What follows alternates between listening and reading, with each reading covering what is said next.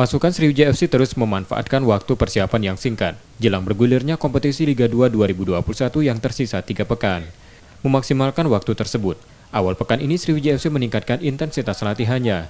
1 pekan ke depan, Laskar Wongkito menjalani latihan rutin pagi dan sore hari.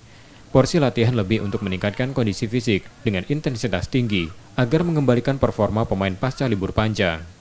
Hampir 1 bulan kita nggak latihan bersama, jadi kita mau menyatukan chemistry pemain, ya mulai dari kondisi fisik, dari pengontrol bola, transisi pemain.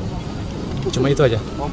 Kondisi pemain bagus semua. Cuma sentuhan tim pasti ada ada kekurangan lah dari sentuhan, dari komunikasi. Tapi kalau kondisi nggak apa. Setelah bergulirnya kompetisi Liga 1 pekan lalu, kompetisi Liga 2 direncanakan bergulir pada pekan ketiga September 2021. Nur Muhammad, Kompas TV, Palembang, Sumatera Selatan.